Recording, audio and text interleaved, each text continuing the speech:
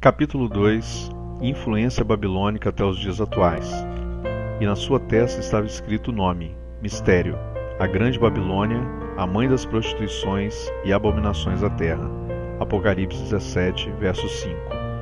E outro anjo seguiu dizendo: Caiu, caiu Babilônia, aquela grande cidade que todas as nações deu a beber do vinho da ira da sua prostituição. Apocalipse 14, 8. Livro Relógio dos Tempos. Propõe uma mudança de paradigma e espere pouco tempo até encontrar adeptos ao seu pensamento pragmático. O homem é um ser influenciador e influenciável, e nunca foi tão fácil influenciar uma geração ou ser influenciado como na pós-modernidade. Elmir Del Antônio, este autor. Compreender o tempo em que estamos vivendo torna-se fundamental para nos nortear. Assim como no mundo físico precisamos nos orientar pelos mapas, bússolas, relógios ou até GPS via satélite, para viver no sobrenatural, torna-se imprescindível conhecer os orientadores espirituais. Quando precisamos estar em determinado horário em algum compromisso, olhamos constantemente o relógio. Para cumprir a agenda, observamos o calendário. Hora e data nos situam no tempo, bem como os mapas nos mostram localizações geográficas. O sobrenatural é regido por leis espirituais, que são reveladas na palavra e marcado pelos sinais de Deus. Existe relógio, calendário, bússola e mapa no reino do Espírito. Este capítulo vai situá-lo nos tempos e épocas em que vivemos ontem, hoje e depois. Onde estamos? Por que e para que estamos? Até quando estaremos? Quando terminará? O que significam os movimentos geopolíticos do mundo? Tudo isso tem sentido, tem propósito definido. Absolutamente nada ocorre como fruto do acaso em nossa vida e no cosmos. Qual o tempo Cronos, que vivemos hoje, e qual o tempo Kairos de Deus para a humanidade? Ao final, você poderá concluir qual o maior propósito de sua existência, o porquê e o para que você está aqui, neste exato tempo, nessa geração. Vamos começar entendendo a história profeticamente, a que absolutamente determina os tempos e as épocas. Vou subir a minha torre de vigia e vou esperar com atenção o que Deus vai fazer e dizer, e como vai responder à minha súplica. E o Senhor Deus me disse: escreva em tábuas a visão que você vai ter, escreva com clareza o que vou lhe mostrar, para que possa ser lido com facilidade. Ainda não chegou o tempo certo para que a visão se cumpra, porém ela se cumprirá sem falta. O tempo certo vai chegar logo, portanto espere, ainda que pareça demorar, pois a visão virá no exato momento. A mensagem é esta: os maus não terão segurança, mas as pessoas corretas viverão por serem fiéis a Deus. Abacuque 2, de 1 a 4. Os 4 grandes impérios mundiais. O livro do profeta Daniel é um dos mais intrigantes e instigantes de toda a Bíblia, pois relata acontecimentos futuros e abrange contextos geopolíticos mundiais. Daniel foi levado cativo junto com todo Israel quando tinha apenas 16 anos de idade. Proveniente de uma família nobre, juntamente com outros 3 amigos, foi escolhido para estar na corte babilônica. É um dos poucos personagens bíblicos famosos sobre cuja vida não constam relatos negativos. Pelo contrário, até mesmo Jesus cita esse profeta. Ele era profeta, mas também exercia um cargo público, como alto ministro no Império Babilônico, no reinado de Nabucodonosor e posteriormente nos impérios de Dario e Ciro, na era persa. Jesus disse: quando pois virdes que a abominação da desolação do que falou o profeta Daniel está no lugar santo, quem lê, entenda. Mateus 24:15. Daniel tem a visão da grande estátua de extraordinário esplendor. Isso está em Daniel capítulo 2. O que ele viu também relaciona-se aos 4 animais do capítulo 7 do seu mesmo livro. Uma estátua em pé, com cabeça de ouro, peitos e braços de prata, o ventre e os quadris de bronze, as pernas de ferro e os pés de ferro e barro. Em seguida ele vê uma pedra sendo cortada sem auxílio algum, que bate contra a grande estátua esmiuçando-a. Então ela vira poeira e se transforma numa grande montanha, que espalhada pelo vento enche toda a terra. A interpretação e cumprimento dessa profecia de Daniel diz respeito a 4 grandes impérios mundiais sucessivos, que haveriam de governar sobre todo o povo de Israel e sobre todo o mundo. O ouro da cabeça representa a Babilônia, 586 a 539 a.C., a prata do peito e dos braços, os medo-persas, 539 a 332 a.C., e o bronze do ventre e dos quadris, o Império Grego, 332 a 63 a.C., e o ferro e barro de pernas e pés representam o Império Romano, que se iniciou em 63 a.C. Essa estátua esmiuçada e seus destroços espalhados como poeira representam a sua influência ao longo das épocas e ainda viva no mundo hoje, tendo a Europa como seu descendente direto e o seu espírito tendo influência em todo o mundo moderno e pós-moderno. Os três demais impérios, portanto, tiveram também origem e receberam influência do sistema babilônico, a cabeça de ouro. E a pedra referida na visão que destrói a estátua é Jesus, como diz lá em 1 Pedro 2, de 6 a 8, que conquistará e reinará sobre todos os reinos durante o reino milenário e eterno. Apocalipse 11, 15, 18, 21, 19, 11 e o texto de Apocalipse 26. Interessante notar a exatidão dessa profecia e o detalhamento correto e preciso da história. Daniel teve essa visão por volta de 530 anos antes de Cristo, durante o reinado de Nabucodonosor, o grande imperador da Babilônia e o primeiro da sequência dos 4 impérios que governariam o mundo. Na história, hoje sabemos que tudo ocorreu exatamente conforme profetizado por ele, na sequência correspondente. Interessante também a descrição do último império, a mistura do barro ao ferro. É referência direta à cultura helenista herdada dos gregos e incorporada pelos romanos. Na confluência dos tempos Kairos e Cronos, vivemos o período em que a poeira foi espalhada e atua da forma mais evidente possível no que denomina o sistema mundo. O Império Romano, que recebeu toda a herança grega, persa e babilônica, tornou-se um amontoado que foi disperso, e a sua poeira ou influência difundiu-se por todo o mundo e tem atravessado as gerações até os nossos dias. Mas a profecia é clara: porquanto viste que do monte foi cortada uma pedra, sem auxílio de mãos, e ela esmiuçou o ferro, o bronze, o barro, a prata e o ouro. O grande Deus faz saber ao rei o que há de suceder no futuro. Certo é o sonho, fiel à sua interpretação. Daniel 2,45. Então na sequência temos Babilônia, Pérsia, Grécia e Roma. Todos vêm do mesmo sistema, e tudo começou em Gênesis 11, quando o homem constrói Babel, de onde deriva a palavra Babilônia. Trata-se do sistema que busca outros meios, que não seja Deus, de se chegar ao mundo espiritual. E disseram: eia, edifiquemos nós uma cidade, uma torre cujo cume toque os céus. Gênesis 11, 4. Lembremos que ali as línguas foram diferenciadas e a humanidade começou a ser dispersa em tribos, línguas e posteriormente formando cidades e nações, com suas culturas particulares diversas. Por essa razão, Jesus vem para implantar o reino de Deus e dá o comando para alcançarmos essas mesmas nações perdidas, subjugadas por um império paralelo que jaz no engano do maligno, o império das trevas. Deus planejou um mundo maravilhoso. Começou esse projeto no Éden. O plano foi aparentemente interrompido, mas em Jesus Cristo, a ponte de ligação entre o homem de natureza decaída e o seu Criador, o plano é definitivamente restabelecido, até mesmo pelo cumprimento da primeira profecia divina da boca do próprio Deus. E porém inimizade entre ti e a mulher, e entre a tua semente e a sua semente, e essa te ferirá a cabeça, e tu lhe ferirás o calcanhar. Gênesis 3,15. Jesus teve o seu calcanhar pregado na cruz, mas na sua ressurreição pisou na cabeça da serpente e venceu a morte. E o que vive foi morto, mas eis aqui estou vivo para todo sempre. Amém. E tenho as chaves da morte e do inferno. Apocalipse 1, verso 18.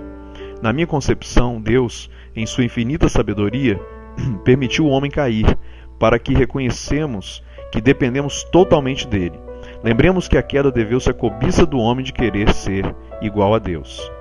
Essa mensagem, porém, incomoda muito os eruditos, pois para eles ela é simples, inocente e soa romântica demais. Incomoda os doutos, pois tudo depende de fé, e para eles fé é fuga para os fracos e preguiça intelectual.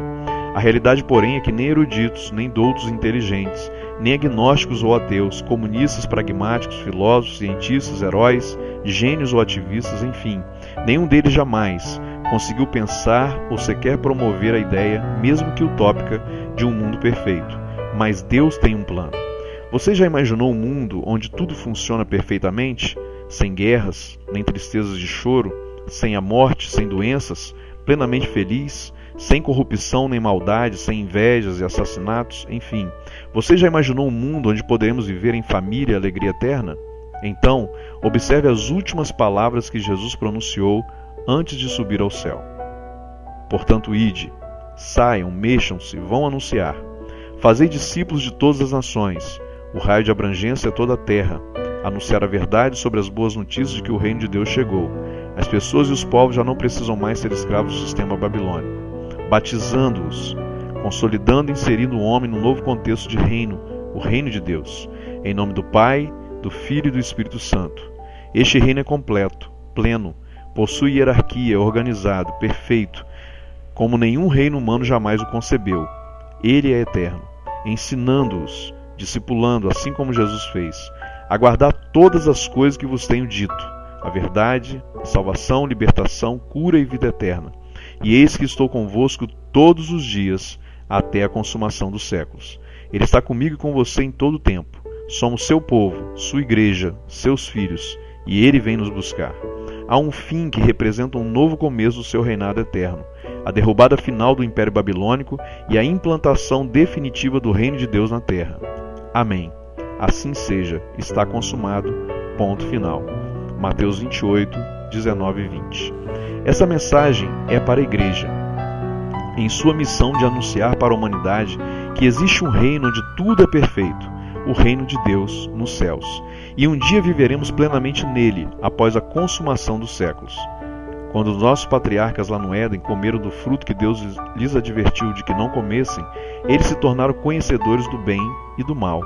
Assim, todo o DNA, tanto genérico quanto da alma humana, foi contaminado e corrompido. Todo ser humano foi gerado a partir dessa distorção. Jesus veio para garantir a libertação e cura para o caráter humano, degenerado, e quando nós ressuscitarmos, teremos nossos corpos transformados. Somente assim será possível a existência de novos céus e uma nova terra, dentro do conceito bíblico. No momento, no abrir e fechar de olhos, ante a última trombeta, porque a trombeta soará, e os mortos ressuscitarão incorruptíveis, e nós seremos transformados. 1 Coríntios 15, 52. E Deus limpará de seus olhos toda lágrima, e não haverá mais morte, nem pranto, nem clamor, nem dor, porque já as primeiras coisas são passadas. Apocalipse 21, verso 4. Caminhamos para este tempo Kairos. Novo desenho na geopolítica do mundo. Observe atentamente a profecia do capítulo 7 de Daniel. Assim me disse ele: o quarto animal será um quarto reino na terra, Império Romano, o qual será diferente de todos os reinos. Devorará toda a terra e a pisará aos pés e a fará em pedaços. Quanto aos 10 chifres daquele mesmo reino, se levantarão 10 reis, e depois deles se levantará outro, o qual será diferente dos primeiros, e abaterá a 3 reis. Proferirá palavras contra o Altíssimo, e consumirá os santos do Altíssimo. Cuidará em mudar os tempos e a lei. Os santos lhe serão entregues na mão por um tempo e tempos, e metade de um tempo. Mas o tribunal se assentará em juízo, e lhe tirará o domínio, para o destruir e para o desfazer até o fim. O reino e o domínio e a grandeza dos reinos debaixo de todo o céu serão dados ao povo dos santos do Altíssimo. O seu reino será um reino eterno, e todos os domínios o servirão e lhe obedecerão. Aqui é o fim do assunto. Quanto a mim, Daniel, os meus pensamentos muito me perturbaram, e o meu semblante se mudou, mas guardei essas coisas no coração. Daniel 7, 23, 28. Essa profecia se refere a tempos muito distantes dos de Daniel e encaixa-se muito bem com a profecia de João, escrita uns 630 anos depois no livro do Apocalipse. Os tempos descritos pelo profeta se referem à história que conhecemos, mas ainda ecoam nos dias atuais e também futuros. A influência greco-romana, ferro e barro, permeia o mundo atual. Observe este resumo de alguns nomes importantes, suas teorias e filosofias, desde os tempos gregos e romanos, do século IV a.C. até a Idade Moderna, que provocaram mudanças de paradigma e ideologias e têm influenciado o mundo desde então. Platão, 429 a 347 anos antes de Cristo. Filósofo grego, discípulo de Sócrates, preocupou-se profundamente com os problemas políticos inerentes ao desenvolvimento social e cultural na Grécia. Em sua famosa obra A República, expõe o seu ponto de vista sobre a forma democrática de governo e administração. Aristóteles, 384 a 322 a.C., também filósofo grego, discípulo de Platão, do qual bastante divergiu. Deu enorme impulso à filosofia, principalmente à cosmologia, nosologia, metafísica e às ciências naturais, abrindo a perspectiva do conhecimento humano na sua época. Foi o criador da lógica. No seu livro Política, estuda a organização do Estado e distingue 3 formas de administração pública: monarquia, aristocracia e democracia. Os romanos, 476 a 300 a.C., e no Ocidente, e até 1453 d.C. no Oriente. Assimilaram muitos dos aspectos da cultura grega. Dotados de notável senso prático, souberam reelaborar essas influências, nas quais introduziram inovações que levaram à formação de uma cultura original. Com isso, acabaram por legar às gerações futuras várias contribuições às mais diversas áreas, desde política, administração, filosofia, cultura e etc. Francis Bacon, 1561-1626, filósofo e estadista inglês, considerado fundador da lógica moderna. Baseado no método experimental e indutivo, antecipou-se ao princípio conhecido em administração como princípio da prevalência do principal sobre o acessório. René Descartes, 1596-1650, filósofo, matemático e físico francês, fundador da filosofia moderna.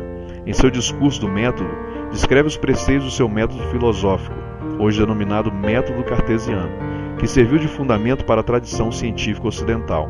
Serviu de princípio para a divisão do trabalho e do controle. Thomas Hobbes, 1588-1679, filósofo inglês, desenvolveu a teoria da origem contratualista do Estado, segundo a qual o homem primitivo, vivendo em estado selvagem, passou lentamente a vida social, por meio de um pacto entre todos. Este homem primitivo era um ser antissocial por definição, vivendo em guerra permanente com o próximo. O Estado viria a ser, portanto, a inevitável resultante da questão, impondo a ordem e organizando a vida social. Célebra o Leviatã. Jean-Jacques Rousseau, 1712-1778, filósofo, escritor e teórico político francês. Desenvolveu a teoria do contrato social. O Estado surge de um acordo das vontades. Immanuel Kant, 1724-1804, filósofo prussiano, operou na epistemologia uma síntese entre o racionalismo continental de René Descartes, Gottfried Leibniz, e que impera a forma de raciocínio dedutivo, e a tradição empírica inglesa de David Hume, John Locke e George Berkeley, que valorizava a indução. Kant é famoso, sobretudo, pela elaboração do denominado idealismo transcendental. Todos nós trazemos formas e conceitos a priori, aqueles que não vêm da experiência, para a experiência concreta do mundo, os quais seriam de outra forma impossíveis de determinar. A filosofia da natureza e da natureza humana de Kant é historicamente uma das mais determinantes fontes do relativismo conceptual que dominou a vida intelectual do século XX. Charles Darwin, 1809-1882, naturalista britânico que, baseado em observações, desenvolveu a teoria da evolução das espécies, a partir da seleção natural e sexual. Este conceito inovou toda a biologia moderna e a concepção da vida, tornando-se uma das principais, descartando toda forma de criação por um ser superior. Karl Marx e seu parceiro Friedrich Engels, 1818-1895. Ambos nascidos na Alemanha, propõem uma teoria de origem econômica do Estado. O surgimento do poder político e do Estado nada mais é do que o fruto da dominação econômica do homem pelo homem. Sua teoria deu origem ao comunismo e colocou na Revolução Humana a força motriz de todo o movimento de mudanças paradigmáticas para o surgimento de um Estado igualitário, onde a religião e os aspectos espirituais deveriam dar lugar simplesmente à razão, à luta de classe. Friedrich Nietzsche, 1844-1900, filósofo alemão que morreu em loucura na França. Filho de pais luteranos, tinha avós pastores protestantes. Até tentou seguir a carreira teológica, mas afastou-se e correu à Europa estudando os pré-socráticos gregos. Foi um dos que mais atacou as religiões, autodenominando-se ateu por instinto. Ele é autor da célebre frase Gott ist tot, Deus está morto. Póstumamente, seus escritos ganharam adeptos e começaram a discorrer com muita força às universidades filosóficas da Europa. Max Weber, 1874-1920, um intelectual, jurista e economista alemão, considerado um dos pais da sociologia, juntamente com o francês Émile Durkheim. É um dos fundadores do estudo moderno da sociologia, mas sua influência também pode ser sentida na economia, filosofia, direito, ciência política e também na administração. Franz Kafka, 1883-1924, considerado um dos maiores escritores de ficção da língua alemã do século XX, nasceu numa família de classe média judia em Praga, na Áustria-Hungria, atual República Tcheca. O conjunto dos seus textos, na maioria incompletos e publicados póstumamente, situa-se entre os mais influentes da literatura ocidental. Sigmund Freud, 1856-1939.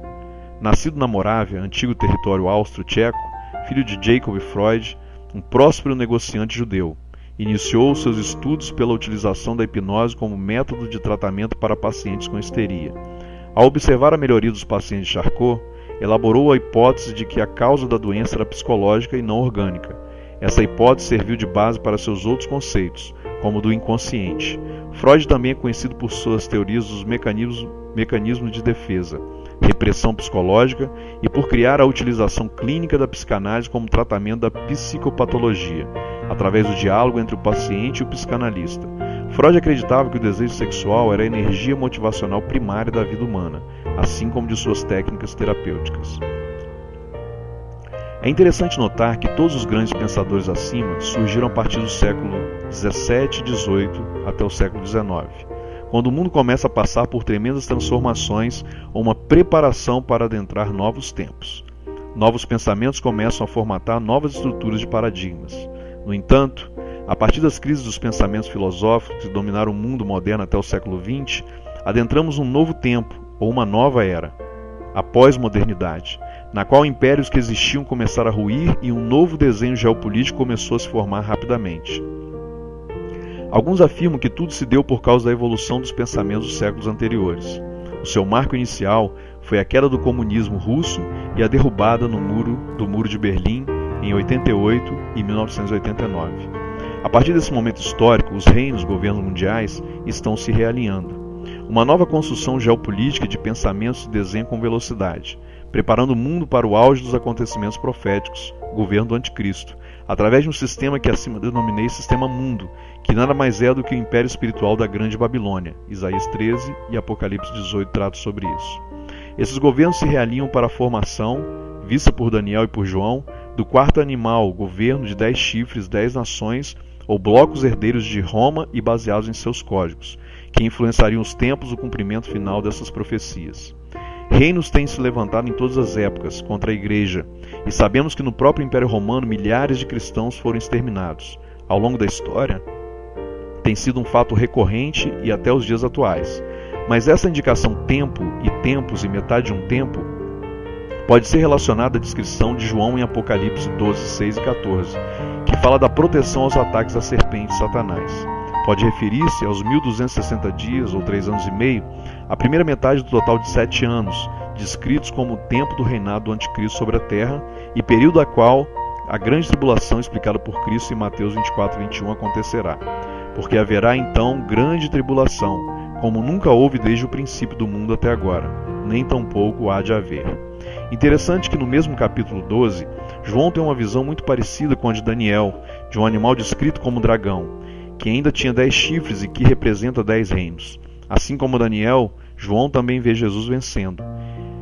E foi precipitado o grande dragão, a antiga serpente, que se chama o Diabo e Satanás, que engana todo mundo, e foi precipitado na terra. E os seus anjos foram precipitados com ele. Então ouviu uma grande voz no céu que dizia: Agora é chegada a salvação e o poder, e o reino do nosso Deus, e a autoridade do seu Cristo, porque já foi lançado para o acusador de nossos irmãos, o qual diante do nosso Deus os acusava dia e noite. Apocalipse 12, 9 a 10. Vamos analisar o mundo contemporâneo à luz dessas profecias. As principais forças mundiais hoje são Estados Unidos, Europa, China, Japão e os países emergentes ou em desenvolvimento como a Índia, Rússia e Brasil. Todos os analistas políticos e econômicos tratam de remontar panoramas de grupos ou blocos de países mais ricos, com base em índices como PIB ou IDH, Produto Interno Bruto, ou Índice de Desenvolvimento Humano, assim como pelos seus programas de crescimento econômico, industrial e outros fatores. São vários modelos: G8, grupo dos 7 países mais ricos com maior poder bélico mais a Rússia, o BRIC, países emergentes ou em desenvolvimento, o G20, grupo formado pelos ministros de finanças e chefes dos bancos centrais das 19 maiores economias do mundo, mais a União Europeia. Neste grupo está contido 90% do PIB e 80% do comércio, que abrange 2/3 da população mundial. O peso econômico e a representatividade desse último lhe confere influência sobre a gestão de todo o sistema financeiro mundial. Porém, desse grupo de 20, sabe-se que de 8 a 10 são os verdadeiros donos, as maiores economias que ditam as principais regras no planeta. inclusive mantendo constantes encontros e reuniões para defini-lo. Uma teoria corrente dispõe o mundo dividido em 10 áreas, blocos ou reinos, como queiram chamar. Foi colocado em pauta pela primeira vez na reunião do Clube de Roma em 1974. E a divisão planejada é a seguinte: na parte 1, América do Norte, Estados Unidos e Canadá; 2, Europa Ocidental; 3, Japão; 4, Oceania e África do Sul; 5, Rússia e Leste Europeu, mais as Coreias; 6, América do Sul, Central e México; 7, Norte da África e Oriente Médio; 8, África Central; 9, Índia e Sudeste Asiático; e 10, a China. Essa breve análise é apenas para constatarmos que a profecia de Daniel para este tempo se cumpre rapidamente e que o movimento da geopolítica mundial corrobora as visões para a convergência entre Kairos e Cronos nos tempos finais. Vivemos o período descrito na profecia entre o levantar dessas nações poderosas, os 10 chifres igual a 10 reinos, e a sua derrocada no tribunal do juízo divino até o reinado eterno do leão de Judá, junto ao seu povo. Se quiser conhecer mais sobre esse desenho e movimento profético, por favor, leia com atenção esses textos: Isaías 13, Daniel 2 e capítulo 7 e Apocalipse do capítulo 16 ao 18. Os blocos econômicos. Os 10 países mais ricos do mundo. Mistério: Babilônia a Grande, a mãe das prostitutas e das práticas repugnantes da terra. E os 10 chifres que viste são 10 reis, que ainda não receberam reino, mas receberão poder como reis por 1 hora, juntamente com a besta. Apocalipse 17, 5 e 12.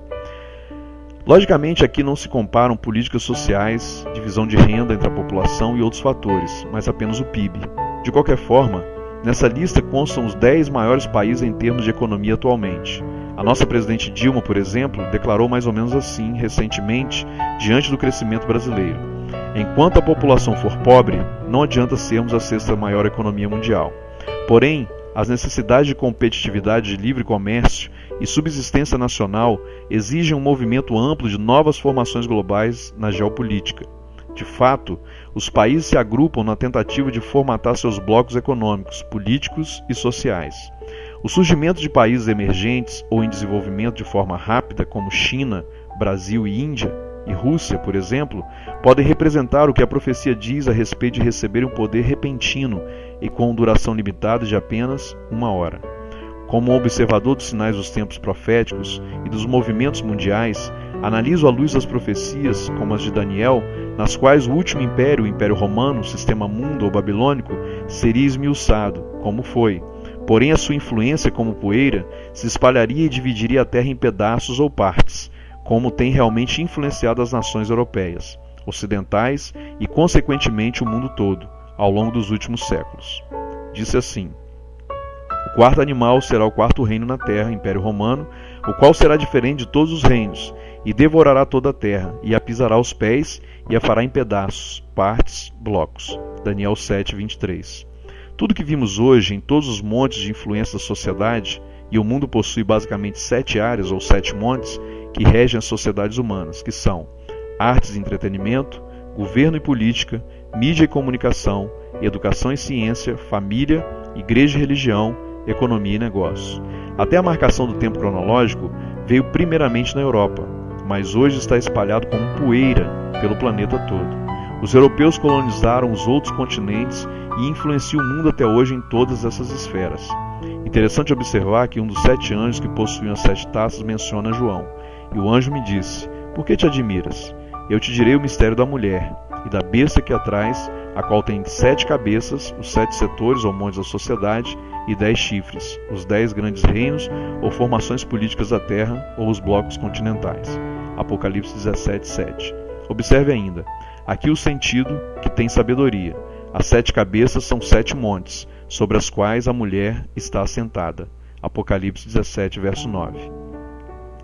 Não se trata apenas de uma teoria particular, mas de uma evidência da narrativa bíblica na visão do Apocalipse dada a João na ilha de Patmos, aproximadamente no ano 90 d.C. Mas não termina aqui, observe ainda. E são também 7 reis, 5 já caíram e um ainda existe. Outro ainda não é vindo, e quando vier, convém que dure um pouco de tempo. E a besta que era e já não é, ela também o 8º, e é do 7 e vai à perdição. E os 10 chifres que viste são 10 reis, que ainda não receberam o reino, mas receberão poder como reis por 1 hora, juntamente com a besta. Este tem o mesmo intento, e entregarão seu poder e autoridade à besta. Eles combaterão contra o Cordeiro, e o Cordeiro os vencerá, porque é o Senhor dos senhores e Rei dos reis. Vencerão os que estão com ele, chamados e eleitos e fiéis. Apocalipse 17, do 10 ao 15. Dos 10 países mais ricos em 2012 descritos, 5 são europeus, 3 foram colonizados por eles, e apenas 2 são orientais. Todos, no entanto, com as mesmas tendências ocidentais capitalistas, bem como todos fazem parte dessa rearrumação global e nova formação estrutural dos chamados blocos econômicos, os 10 reinos. Digamos que eles são fortes candidatos a se tornarem os cabeças de chave dessa nova formação global. Inclusive, o que os analistas políticos chamam de a Primavera Árabe, que são os levantes do Oriente Médio, a derrocada de governos que duravam decênios, como o de Hosni Mubarak no Egito, Muammar Gaddafi na Líbia, e as reviradas na Síria, Iêmen e outros, fazem parte dessa reorganização global. Desde 1990, com a Guerra do Golfo, e em seguida a invasão do Iraque pelos Estados Unidos, exatamente tudo tem sido minuciosamente planejado pela mente do sistema mundo a fim de convergir na formatação dos 10 blocos ou reinos. O profeta Daniel, quando fala do 4º reino, o Império Romano e sua descendência europeia, menciona no capítulo 7 um animal estranho que possui 10 chifres, observe, e muito forte, o qual tinha 10 dentes grandes de ferro, e ele devorava e fazia em pedaços, e pisava aos pés o que sobejava. Era diferente de todos os animais que apareceram antes dele, e tinha 10 chifres ou reinos. Daniel 7, 7.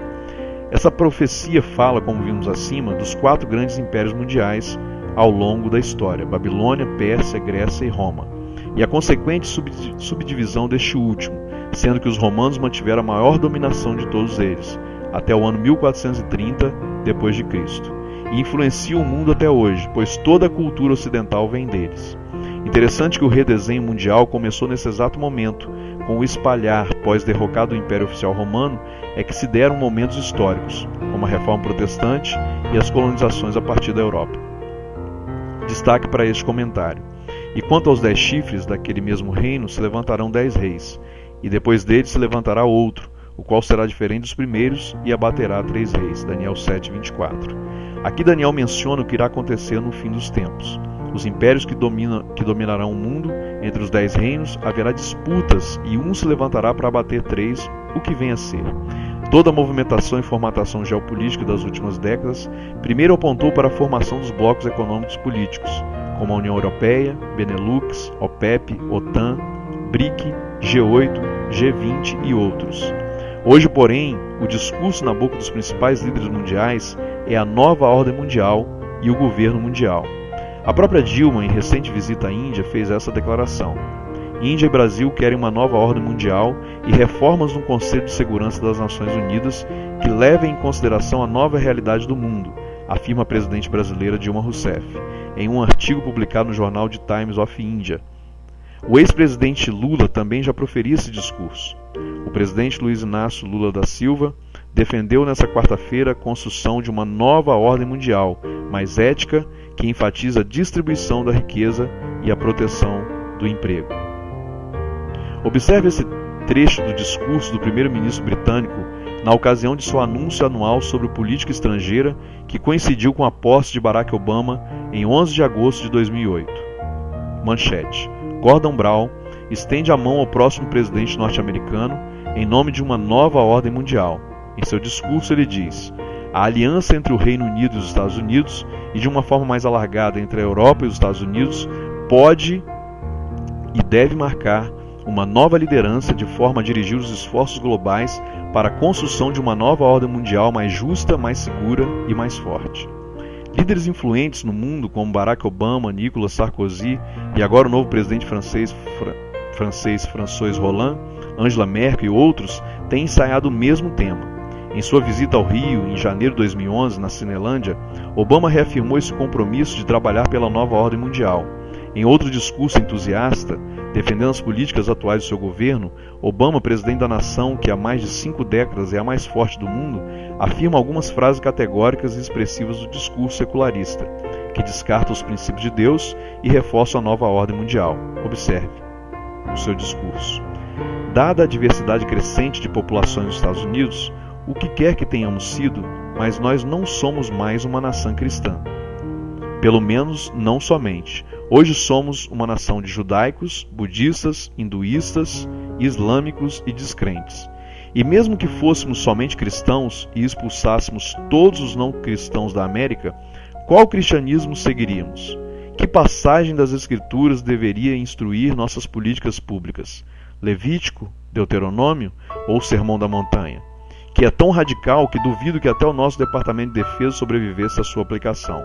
A política depende de nossas habilidades de persuadir uns aos outros. Com a religião, não é possível argumentar. Para os religiosos, se Deus falou, deve ser assim. Mais adiante, ele menciona a passagem de Abraão, que ouviu Deus e ofereceu Isaque, dizendo: nós não podemos ouvir e ver Deus como Abraão. Então, o que devemos fazer? Por fim, ele arremata em favor de as decisões humanas serem tomadas pela razão, pelo bom senso e pela consciência, derrubando preconceitos. Ele propõe trocar essa religião pelos valores universais. Com isso, ele põe em xeque os temas atuais defendidos pelos líderes cristãos à luz dos princípios bíblicos. Temas como aborto, homossexualismo, criação de filhos e outros. Um maravilhoso discurso a serviço da língua corrente da nova ordem mundial, que em resumo é: excluamos Deus dessa história.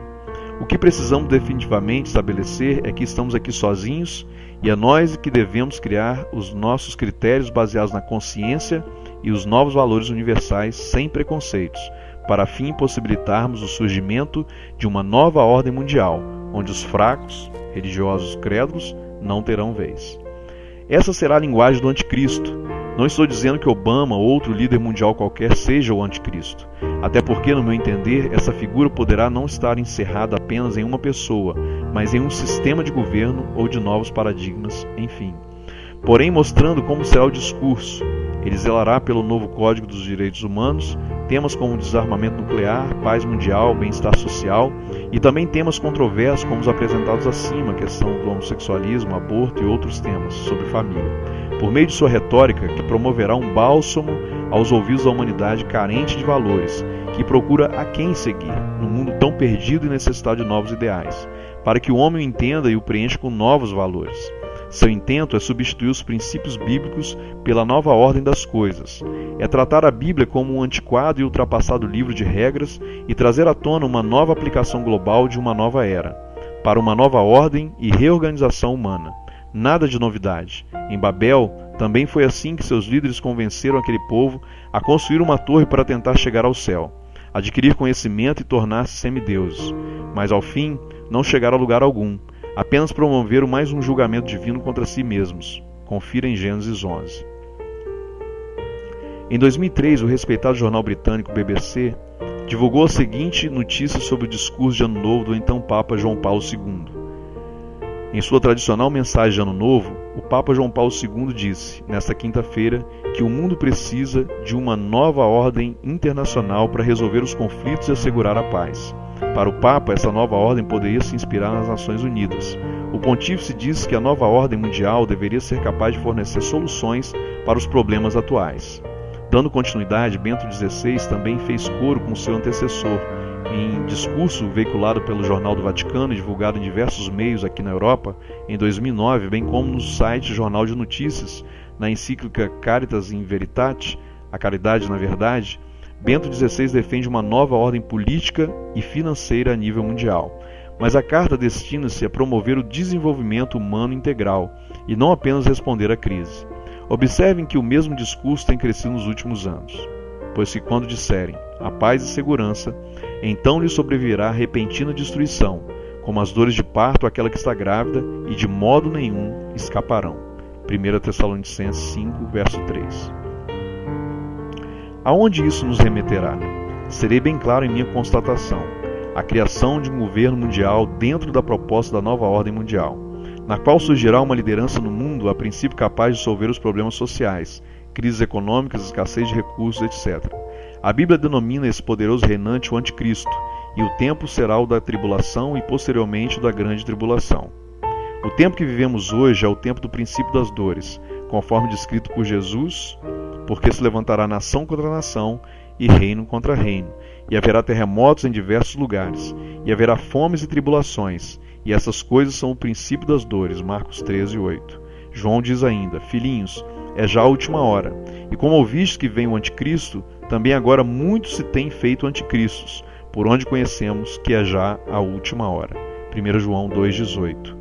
O sistema babilônico inaugurado em Babel ainda vive e o seu auge será o domínio temporal do planeta. Neste tempo, o sistema mundo ou império babilônico irá governar com tirania por meio de seu tripé, diabo ou anticristo. Em hebraico é adversário ou ser antagônico, enganador, ou seja, um sistema contrário a Cristo e aos seus princípios. A besta, que são os impérios em forma de sistemas de lideranças mundiais, e o falso profeta, que são as falsas religiões e o espírito de engano. E o diabo, que os enganava, foi lançado num lago de fogo e enxofre, onde está a besta e o falso profeta. E de dia e de noite serão atormentados para todo o sempre. Apocalipse 20:10. Este será o fim de tudo e o recomeço para os salvos. O nazismo terá sido café pequeno diante desse tempo iminente.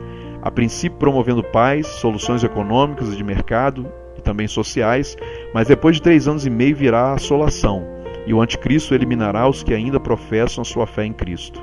E ele afirmará a nova aliança com muitos por 1 semana, e na metade da semana fará cessar o sacrifício e a oblação, e sobre a asa das abominações virá o assolador, e isso até a consumação, e que está determinado será derramado sobre o assolador. Daniel 9:27. Para isso, exigindo o que a Bíblia chama de a marca da besta, sistema de identificação codificada global, já utilizado nos países dos blocos, que tudo indica será um sistema codificado, um microchip ou biochip, como tem sido conhecido e implantado no corpo humano para a identificação pessoal, localização geográfica e comércio. Este sistema já existe no mundo e tem sido usado aqui na Europa como medida anti-sequestro e também de identificação, bem como para o controle de animais de estimação. Nos Estados Unidos, o governo americano já o tem adotado a princípio para uso em sistemas de saúde. Até o Brasil já tem chegado esse sistema. Confira esses fatos abaixo.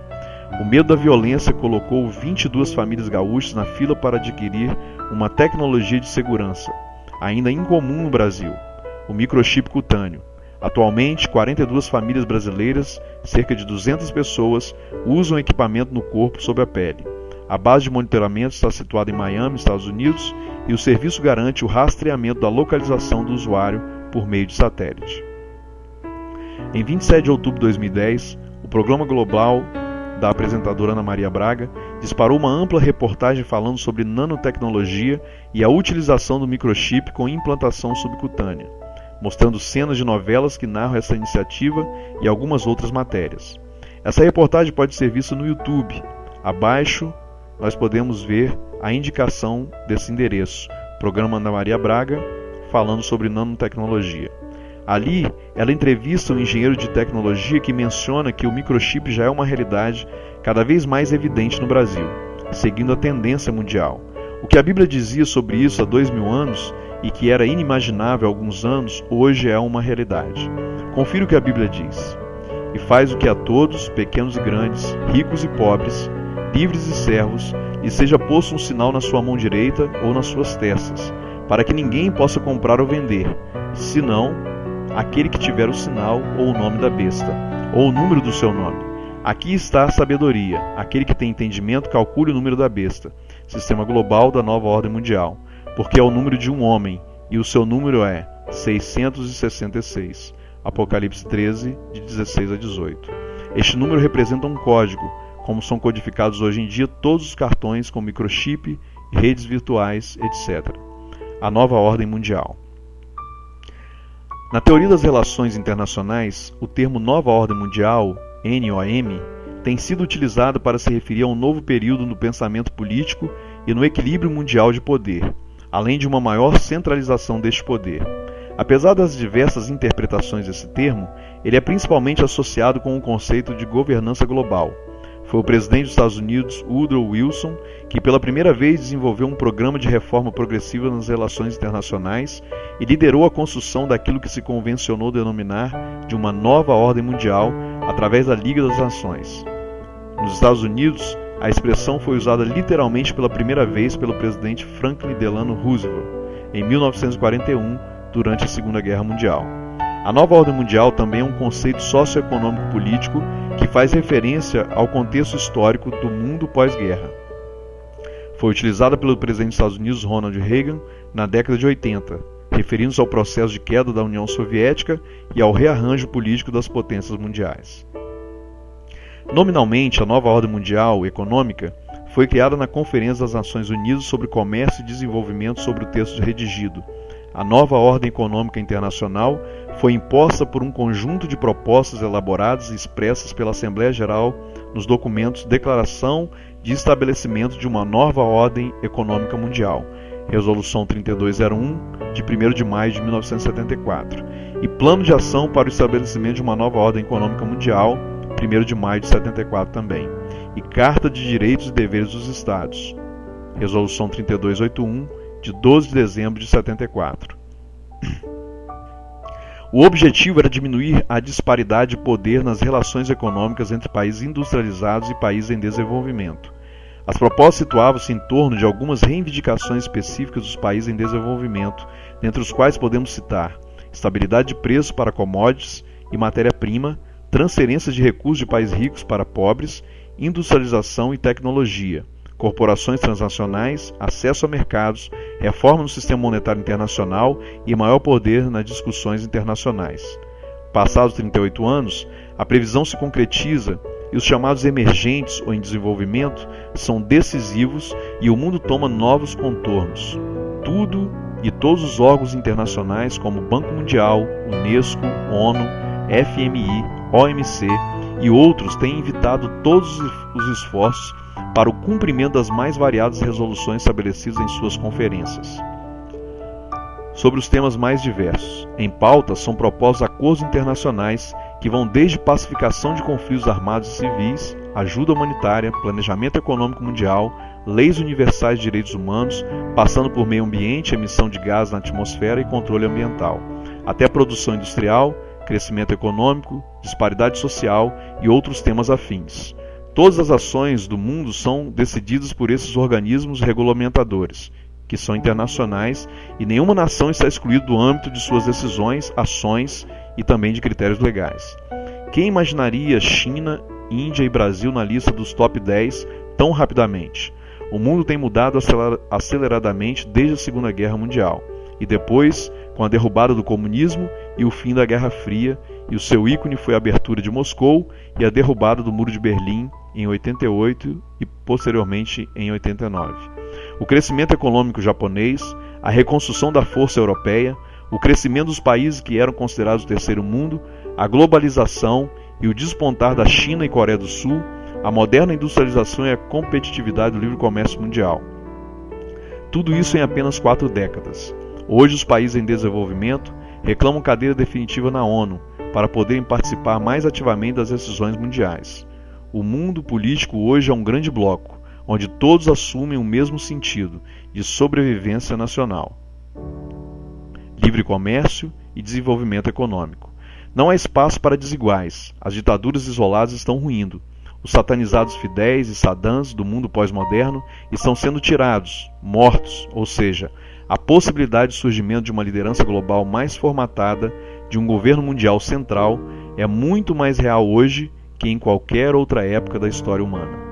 Morando aqui na Alemanha e tendo conhecido diversas nações europeias, observo atentamente o relógio profético adiantando-se rapidamente e o agir no mundo, sua movimentação em espiral de forma frenética, inclusive em países que até 20 anos atrás faziam parte da cortina de ferro comunista, como a Alemanha Oriental, Polônia, República Tcheca, antiga Tchecoslováquia, o que hoje no Brasil estamos vendo acontecer, como a liberação do aborto, leis anti-homofóbicas, independência juvenil, avanço tecnológico desenfreado, vulgarização sexual, distorção dos princípios da família e casamento, crescimento islâmico e diversas seitas como Nova Era, ateísmo em alta, supervalorização do conhecimento acadêmico, que cada vez mais exclui Deus e o espiritual, o materialismo filosófico, diversas filosofias, idolatria do esporte, comercialização da religião, enfim, tudo isso e muito mais já existe aqui na Europa há diversas décadas.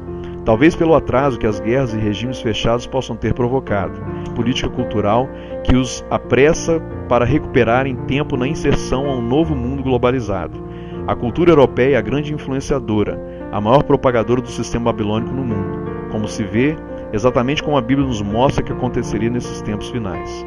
Mas não somente a Europa física, pois hoje os países que foram colonizados por ela vivem a mesma realidade, como Estados Unidos, Brasil, Austrália, Índia, África do Sul e continental e diversas outras nações. A Europa colonizou todos os continentes. A raiz greco-romana foi difundida, literalmente devorou a terra e a repartiu, como diz Daniel, no capítulo 7, verso 23. Perpassando os séculos, e tem sido a base de influência em todas as culturas. Por exemplo, no Brasil e demais países da América, vimos quanto a imigração europeia influencia na cultura e demais aspectos sociais. Então, um resumo histórico. Babel, sistema babilônico, persas, Grécia, Roma, Europa, mundo ocidental, modernidade, pós-modernidade, blocos mundiais, nova ordem mundial e governo mundial. Mas e daí? O que tem a ver com isso tudo e o que eu e você podemos fazer? Primeiramente, nós somos sal e luz. E segundo, precisamos ter nossos olhos abertos para ver e visão para alcançar o que o Senhor está vendo e buscando. Só para refrescar a nossa memória. Mas Jesus, aproximando-lhes, disse: Toda a autoridade me foi dada no céu e na terra. E depois, e ensinai a todas as nações, batizai-as em nome do Pai, do Filho e do Espírito Santo. Ensinai-as a observar tudo que vos prescrevi. Eis que estou convosco todos os dias, até o fim dos séculos. Mateus 28, 18 a 20. Quero terminar este ponto com uma afirmação que para muitos soa extenuante, mas para mim retumbante com voz profética. Aquele que tem ouvidos para ouvir, ouça o que o Espírito diz à igreja. Jesus está voltando.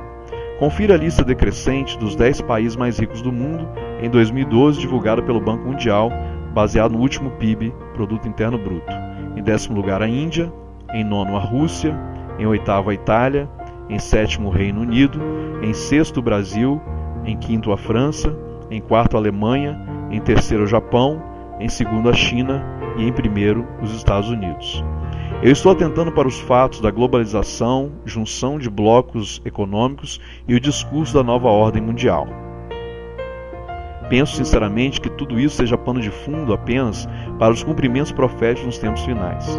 Nos sites faço rotineiramente um apanhado de notícias relacionando aos cumprimentos proféticos à luz da Bíblia, no site www.relogio-dos-tempos.wordpress.com ou no site jesustavoltando.com.br. O fator grande Babilônia existe no mundo desde Babel, passando por todas as eras até os nossos dias. Trata-se de um sistema espiritual que acaba por influenciar as culturas, afastando as pessoas de Deus através de pensamentos filosóficos, humanismo, que é acreditar no homem acima de todas as coisas e descartar Deus do contexto real. Esse sistema está impregnado nas sociedades, nos governos, nas culturas, na vida humana de forma geral. É um sistema de governo temporal que rege o cosmos, distorcido pela queda do Éden, que trouxe distúrbio ao gênero e ao caráter humano. Exatamente por esse motivo, Jesus veio para trazer ordem ao caos, primeiramente implantando o reino de Deus no coração do ser humano, até chegar ao grande dia em que Babilônia será totalmente aniquilada e vier o reino de Deus plenamente. No próximo capítulo, discorro sobre outros acontecimentos históricos e me aprofundo mais nesse sistema babilônico, que é o papel de fundo para a compreensão do cenário atual. O sistema mundo vem se desenhando, sendo formatado para culminar neste tempo. O Senhor sempre tem estado no controle. Ele rege tudo ao seu devido tempo e ele alinha o Cronos ao Kairos soberanamente. Nessa vida tudo tem sua hora. Há um tempo certo para tudo. Eclesiastes 3:1. O tempo é agora. O reino de Deus está aqui. Mudem de vida e creiam na mensagem. Marcos 1, verso 15. E ele continuou: Vou contar a você o que vai acontecer nos dias do juízo, pois haverá um fim para tudo isso. Daniel 8:19. Que o Senhor possa continuar iluminando nosso coração e que possamos continuar tendo revelações do céu sobre esse tempo profético que vivemos. Em seguida, o capítulo 3.